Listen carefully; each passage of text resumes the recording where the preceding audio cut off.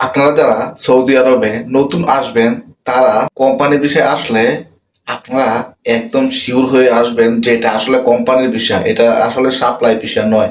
আপনারা যাচাই বাছাই করে তারপরে আসবেন, কেননা সাপ্লাই কোম্পানিতে আসলে আপনাকে বেতন দেবে না।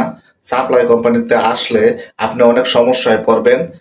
সাপ্লাই কোম্পানিতে আসলে আপনি যতদিন কাজ না করবেন আপনাকে বেতন দিবে না। আর আপনি যদি ডাইরেক্ট কোম্পানিতে চলে আসতে পারেন তাহলে আপনি কাজ না করলেও আপনি যেদিন থেকে সৌদি আরবে আসবেন তারপর থেকে আপনার বেতন স্টার্ট হবে। অবশ্যই আপনারা বিদেশে আসার আগে বা সৌদি আরবে আসার আগে অবশ্যই আপনারা যাচাই বাছাই করে আসবেন যে এটা কোম্পানির বিষয় কিনা। আপনার কাছে অনুরোধ যাতে আপনারা সাপ্লাই বিষয়তে না আসেন, কেননা আমরা এখানে আছি, আমরা এখানে দেখতেছি আসলে সাপ্লাই বিষয় অনেক সমস্যা।